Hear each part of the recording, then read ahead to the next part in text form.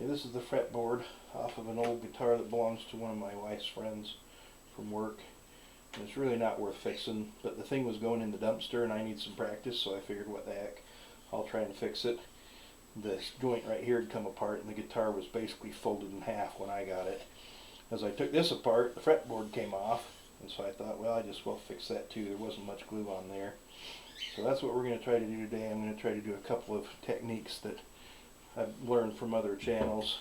This is the fretboard. I don't know if you'll be able to see that, but it's actually made out of plywood. It's very, very thin plywood, and it's so thin I got it down and started kind of dusting it off, and I pushed on it just a little bit and the thing broke right in half right there. So but we're gonna try a couple techniques just because I want to practice them.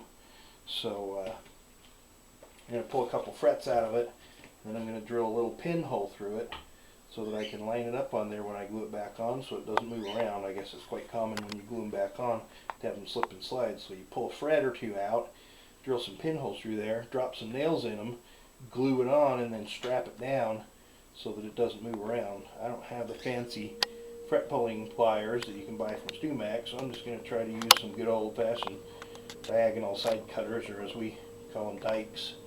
See if I can pop a couple of them out without hurting them too bad, and we'll go from there.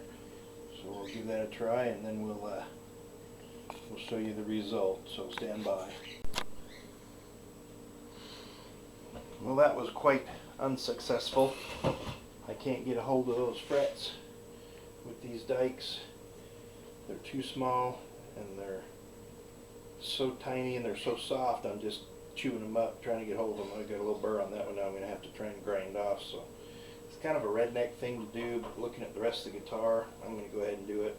I'm just going to drill a hole right through the fretboard in a couple of places, strategically placed, and then after I'm done, I'm going to cover the hole up with little positioning dots. So I'm going to drill through a tiny hole so I can put a little pin nail through there and hold it in place while I glue it, and then I'll figure out how to cover it up later. So that's the new plan, so we'll proceed with that.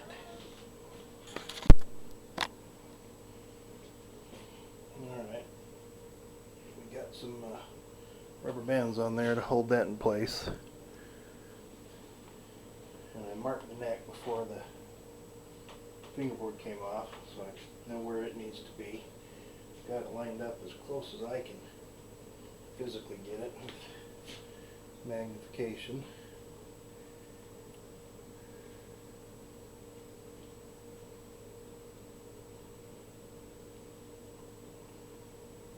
Good grief. I'm not sure we'll ever get it intonated again anyway. Such a piece of crap. But we'll try and save it from the dumpster.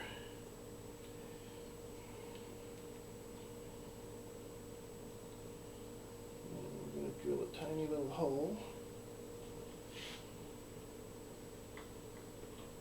that hopefully we'll be able to hide later with a little positioning button. I probably should measure and mark that, but that looks like about center.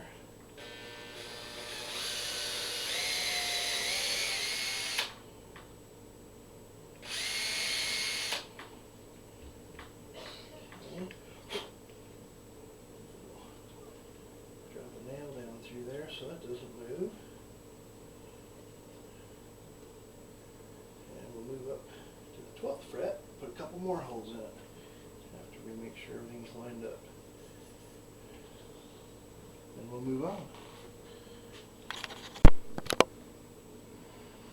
Okay, now I got my holes drilled and the neck pinned down, and the fingerboard pinned down at the 12th fret and at the 3rd fret.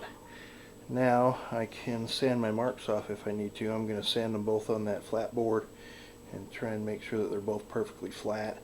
Probably shouldn't go to the trouble, but I'm going to scrape all the glue off and just sand them down just to try it, just to get a little experience with it. I watched a couple of videos of people making guitars and setting the fretboards on the necks, and that's the procedure they used to make sure it was flat. So we'll give it a try just for fun.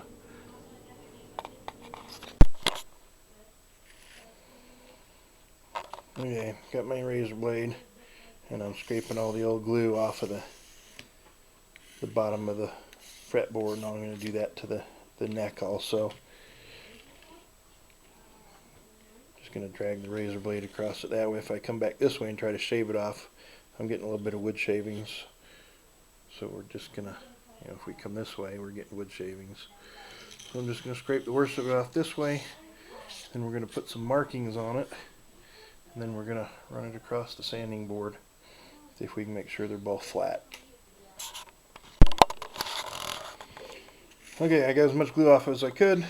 Probably shouldn't have worried about it. Probably should have just started sanding it, but I didn't want to have a lot of glue on one end and no glue on the other end, and end up taking a lot of wood off down one end trying to get the glue off the other. Anyway, there's the pile of glue that came off of it. Got my trusty mechanical pencil, made some hash marks, some X's on the bottom of the fretboard and on the bottom of the neck. Now we'll put them on the sanding board and sand it till the pencil marks are gone, and that should make them flat enough to mate together. Then we'll put some kind of roughening marks in here with a razor blade or a Dremel or something, so there's a little bit of tooth to it, but it's still pretty flat. But I don't want a perfectly smooth surface or the glue won't stick that well. So we'll start sanding.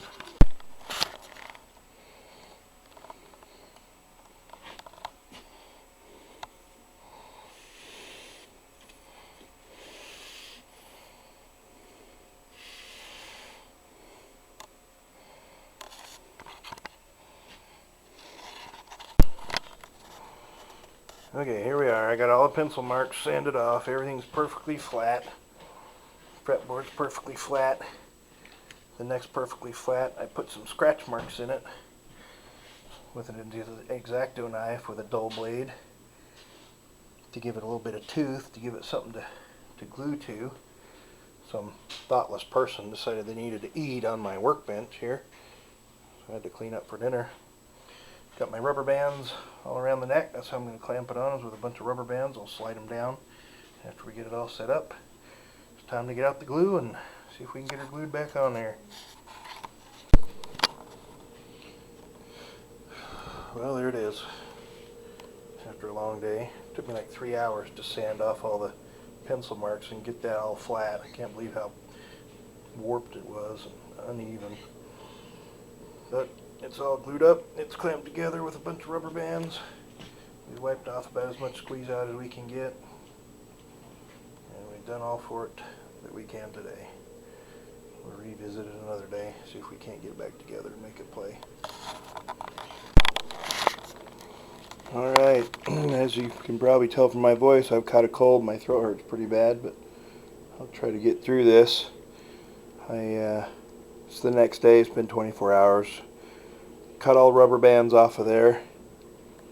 I was afraid they were going to be all glued to the neck because I bunched them all up here as I put the fretboard on and got it lined up, and then I started rolling them down the neck to get them in the position I wanted, and all the squeeze out came out the sides and it got all twisted up in the rubber bands, and I thought sure the rubber bands were all going to be glued to the neck when I took them off, but they all came off pretty easily. We wiped off as much squeeze out as we could last night. They all came off pretty easy. And then I just got a wet terry cloth washcloth and wiped it all down, and all the glue residue came off from the fretboard and from the back of the neck. It turned out pretty good. Got a pretty good amount of finish loss along the side where it came apart.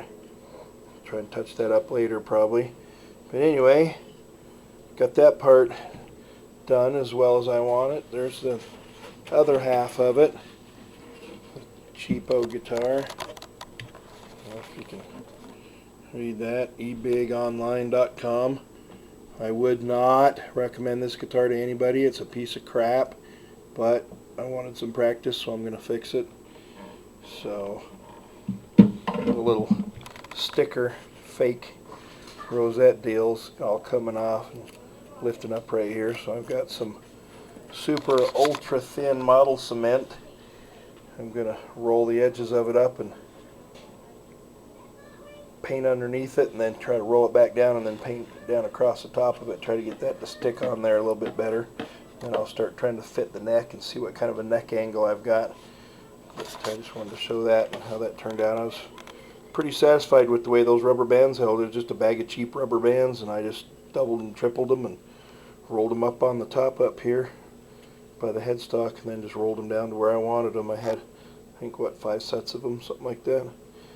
So anyway, here's my home remedy for the sore throat. One of my buddies told me years ago that I worked with, you know, if Listerine can kill the germs that cause bad breath, why can't it kill the germs that give you a sore throat? So every time I get a sore throat, I grab a bottle of the blue mint Listerine, because I can't stand the original flavor. And I gargle a few times with that, and it hurts like heck when you do it, but it makes my throat feel a lot better. So I'm got my 3-pack of Listerine here, got my trusty razor blade. I'm going to go do some gargling, and then we'll come back and work on this piece of crap some more.